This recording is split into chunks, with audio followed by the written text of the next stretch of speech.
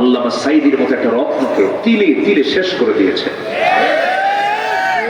কত রাত তার চোখের পানি দিয়ে জায়নামাজ ভিজে গেছে। জানেন, এই অঙ্গনে বসে কথা বলে এটা একটা নেশা। যারা এই কাজটা করে তারা এটা ছাড়তে পারে না। দাওয়াতি কাজ ছিল তার জীবনের সবচাইতে বড় একটা কাজ ছিল। এই জাতির কত বড় কল্যাণ তিনি করেছেন। কত অবাধ্য সন্তান তার ওয়াজ শুনে বাপমার পা ধরে বাপচে আল্লাহ হয়ে গেছে। আদর্শ নাগরিক তৈরির এক মহান কারিগর ছিলেন এদেশের রত্ন আল্লামা সাঈদী। তাকেও তারা রেহাই দেয়নি। শেষ পর্যন্ত আমরা নিশ্চিত, আমরা বলতে পারি, পরিকল্পিত নাটক সাজিয়ে থেকে হত্যা করা হয়েছে। তাফসীর মাহফিলের এই প্ল্যাটফর্ম থেকে তার নামটা না আনলে এটা কৃপণতা হয়ে যাবে। তাফসীর মাহফিলের এই প্ল্যাটফর্ম থেকে আমরা সুস্পষ্ট ভাষায় জানান দিতে চাই, বহু মামলা, বহু বিচার চলছে, কিন্তু আমরা বলতে চাই এই কিংবদন্তি আল্লামা সাঈদীর হত্যার সঙ্গে যারা জড়িত, অবিলম্বে তাদের চূড়ান্ত শাস্তি নিশ্চিত করা হোক।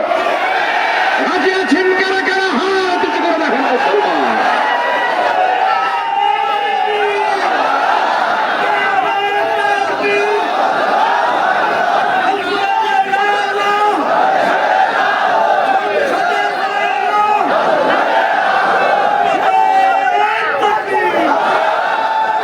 আল্লাহ কবুল করুন, জোরে বলে আমিন।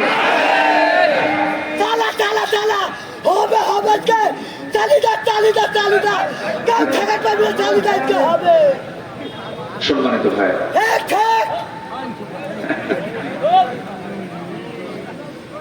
একটু চুপ থাকতে হবে, তাই না?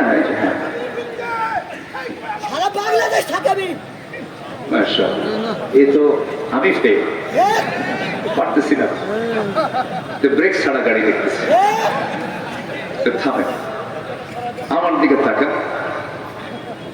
তাহলে আমরা এমন সুন্দর বাংলাদেশ আমরা সামনে দেখতে চাই যেখানে কোনো জুলুম থাকবে না। রাজি আছেন না ইনশাআল্লাহ?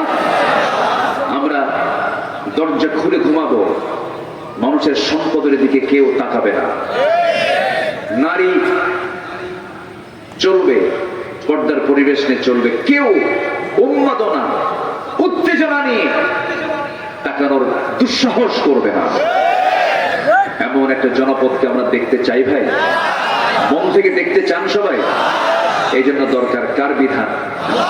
আসতে বলবেন না, কার বিধান?